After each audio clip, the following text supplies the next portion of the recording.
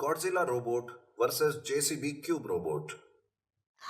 गांव में रमेश के पास एक जेसीबी था।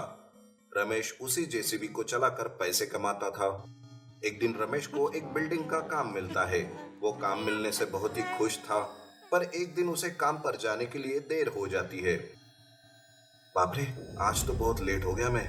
पर मैं भी क्या करूं, बीवी की तबीयत को भी देखना जरूरी था।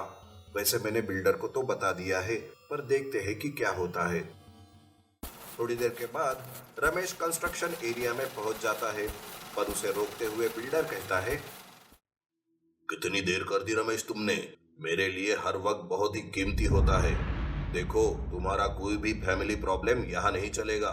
जाओ काम पर आज तुम्हें कोई पैसे नहीं मिलेंगे। ये सुनकर रमेश काम करने से मना करता है। तब बिल्डर को बहुत गुस्सा आता है और वो दूसरे जेसीबी को बुलाकर रमेश की जेसीबी की तोड़फोड़ करता है। बेचारे रमेश का बहुत नुकसान हो जाता है। ये क्या कर दिया आपने? मेरे पैसे कमाने का ये एकमात्र साधन था और आपने उसे भी बेकार कर दिया। अब मैं क्या करूंगा? देख रमेश, मुझे कुछ पता नहीं। अब अपने इस कबाड़ को उठाकर यहाँ से चला जा और फिर कभी इस तरफ आना भी मत। रमेश जैसे तैसे अपने जेसीबी को स्टार्ट करता है। वो जेसीबी लेकर जाते ही रहता है कि जंगल आते ही उसकी जेसीबी बंद हो जाती है। ये देख रमेश दुखी होकर एक पेड़ के नीचे बैठ जाता है। मेरा तो काम ही चौपट हो गया। अब मैं कैसे काम करूं? जी तो करता है कि जाकर उस बिल्डर को ही जान से मार दूं, पर क्या करूं? अब इस जेसीबी को यही छोड़कर जाना होगा। रमेश अपने जेसीबी को वहीं छोड़कर घर चला जाता है। उसकी बीवी उसे परेशान देखकर परेशानी का कारण पूछती है। रमेश की बीवी रमेश को समझाने लगती है। परेशान मत हो, सब कुछ ठीक हो जाएगा। दूसरे बिल्डर के पास कोई ना कोई काम मिल ही जाएगा। अरे पर जेसीबी को पहले सुधारना पड़ेगा। मेरे पास उसके लिए पैसे ही नहीं है। मैं हूं ना, मुझे पता था कि मुश्किलें कभी भी आ सकती है। इसीलिए मैंने घर खर्च से कुछ पैसे अलग से रखे थे। आप इन पैसों से जेसीबी को सुधार दीजिए। रमेश की बीवी जमा किए हुए पैसे उसे देती है। रमेश की परेशानी दूर हो जाती है। उधर जंगल में अचानक से जमीन में हलचल होती है। जमीन फट जाती है और वहां से एक क्यूब मॉन्स्टर बाहर आता है। वो मॉन्स्टर पहले छोटा था। उसे सामने रमेश की जेसीबी दिखाई देती है। तब क्यूब मॉन्स्टर उस जेसीबी में समा जाता है और वहां से चला जाता है। जब दूसरे दिन रमेश जेसीबी को सुधारने बाहर आता है, तब उसे वहां जेसीबी दिखाई नहीं देता। अरे ये क्या, मेरा जेसीबी कहाँ चला गया? एक मुसीबत जाती नहीं कि दूसरी आ जाती है। अब कहाँ ढूंढूं मैं अपने जेसीबी को? इस तरह रमेश फिर से परेशान होकर घर जाता है। इधर जेसीबी क्यूब मॉन्स्टर उसी बिल्डर के कंस्ट्रक्शन की जगह पर आता है और वो क्यूब मॉन्स्टर वहां पड़ा हुआ लोहा खाने लगता है। ये सब वहां काम करने वाले लोग देख लेते हैं। अरे बाप रे, ये कैसा मॉन्स्टर है? पहले तो ऐसा कभी देखा नहीं। मॉन्स्टर तो नया है, पर ये जेसीबी तो रमेश का है। बाप रे, मतलब कल बिल्डर ने जो रमेश के साथ किया उसका बदला ले रहा है रमेश। ये बात तो बिल्डर को बतानी ही होगी। इस तरह लोहा खाकर क्यूब मॉन्स्टर बड़ा होने लगता है। अब वो एक विशाल जेसीबी क्यूब मॉन्स्टर बन जाता है।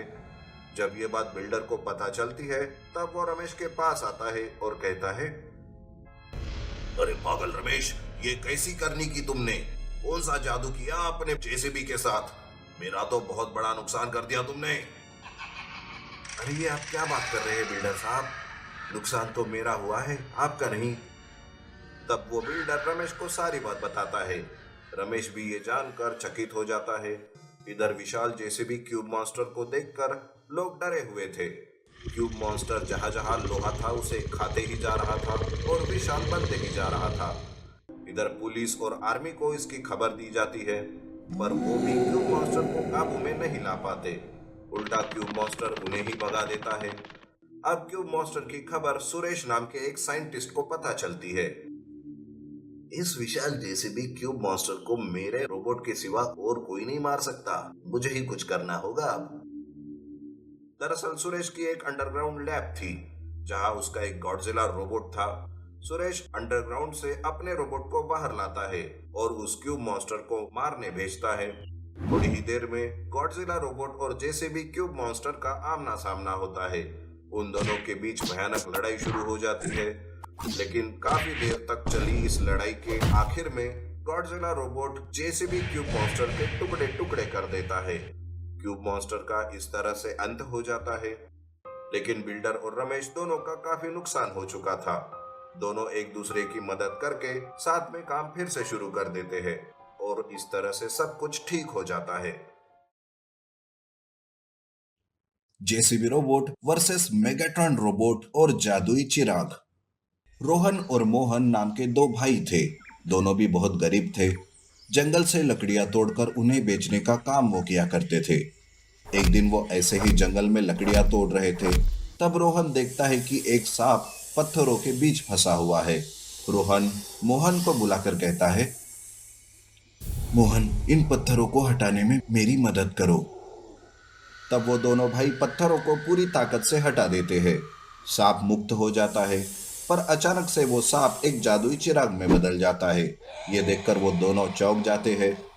रोहन और मोहन उस जादुई चिराग को घर लेकर आते हैं। तब रोहन कहता है, अरे मोहन, इस जादुई चिराग को कैसे इस्तेमाल करें? तुझे कुछ पता है क्या? अरे रोहन, जैसे मूवीज में दिखाते हैं ना, वैसे ही करके देखते हैं। क्या होता है पता ही चल जाएगा। मोहन उस चिराग को घिसने लगता है। चिराग को घिसते ही उस चिराग से धुआं निकलने लगता है और एक धुएं के साथ एक जिनी बाहर आता है और वो कहता है, बोलो मेरे मालिक, मैं आपकी क्या सेवा कर सकता हूं? रोहन और मोहन को समझ में नहीं आता कि वो क्या कहे। वो बस मुंह खोलकर देखते रहते हैं।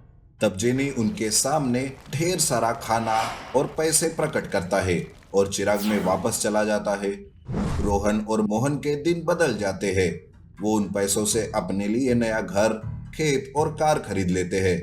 रोहन को तब एक विचार आता है और वो मोहन से कहता है, अरे मोहन, क्यों ना हम एक जेसीबी रोबोट खरीद ले जो कि हमारी और गांव वालों की मदद करेगा। हम बार बार जिनी से तो मदद नहीं मांग सकते ना, और ना ही हम उसे सबके सामने ला सकते हैं। जेसीबी रोबोट रहा तो वो हर पल सबके सामने रहेगा और मदद भी करेगा। अरे रोहन, ये सही आइडिया है। चलो हम आज ही शहर जाकर एक जेसीबी रोबोट खरीद लेते हैं। रोहन और मोहन खुद के साथ साथ गांव वालों के बारे में भी सोचते हैं। वो दोनों शहर जाकर एक जेसीबी रोबोट खरीद कर लाते हैं और उसे गांव वालों की मदद करने के लिए कहते हैं। जेसीबी रोबोट कभी खेत में काम करता तो कभी गांव के अंदर। जेसीबी रोबोट गांव वालों की रक्षा भी करता है। उस रोबोट की वजह से गांव वाले खुद को काफी सुरक्षित महसूस करते हैं। इस तरह अच्छे दिन बीत रहे थे कि एक दिन गांव के जंगल में एक एलियन स्पेसशिप उतरता है। वहां से दो एलियंस बाहर आते हैं। तब एक एलियन कहता है, ये गांव हमारे प्लान के लिए सही है। यहाँ से हम अपना प्रोग्राम स्टार्ट करेंगे और पूरी मानव जाति का खात्मा कर देंगे। इस काम में यहाँ कोई रुकावट नहीं डाल सकता। तब दूसरा एलियन एक मॉनिटर पर गांव का मुआयना कर रहा था कि तभी उसे जेसीबी रोबोट दिखाई देता है। तब वो पहले एलियन से कहता है, हाँ, पर यह तो एक खतरा नजर आ रहा है। जेसीबी रोबोट है गांव में। पहले हमें उस रोबोट से निपटना होगा। इसमें क्या बड़ी बात है?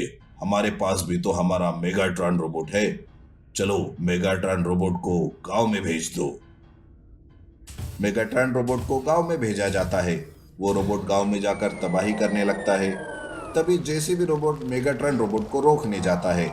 उन दोनों के बीच जमकर लड़ाई शुरू हो जाती है, पर जेसीबी रोबोट उस मेगाट्रॉन रोबोट के सामने कमजोर पड़ता है, जिसे रोहन और मोहन देख लेते हैं। अरे अब क्या करेंगे? अरे डरने की कोई बात नहीं, हमारा जादुई चिराग है ना, वो सब ठीक कर देगा। मोहन और रोहन जादुई चिराग को फिर से घिसकर जिनी को बुलाते हैं। जिनी से वो दोनों मदद मांगते हैं। तब जिनी उस जेसीबी रोबोट में समा जाता है और उस मेगाट्रॉन रोबोट से लड़ाई करता है। जो जेसीबी रोबोट कमजोर पड़ने लगा था, अब वही रोबोट मेगाट्रॉन रोबोट पर भारी पड़ते हुए नजर आ रहा था। कुछ देर बाद ही जेसीबी रोबोट मेगाट्रॉन रोबोट को ढेर कर देता है, पर जेसीबी रोबोट वहां से जंगल चला जाता है। अरे अब ये जंगल क्यों जा रहा है? चलो हम भी देखते हैं कि क्या बात है। रोहन और मोहन भी जेसीबी रोबोट के पीछे जाते हैं। जेसीबी रोबोट एलियन के पास आता है। एलियन पलटवार कर पाता इससे पहले जेसीबी रोबोट उन्हें खाक कर देता है और उनके स्पेसशिप को भी। तब जीनी जेसीबी रोबोट से बाहर आता है। जीनी एलियन का मंसूबा उन दोनों को बता देता है। जीनी, तुम्हारा बहुत बहुत धन्यवाद। आज तुमने हमें ही नहीं बल्कि पूरी मानव जाति की जान बचा ली। जीनी वापस अपने जादुई चिराग में चला जाता है। तो रोहन और मोहन जेसीबी रोबोट को लेकर घर वापस आ जाते हैं।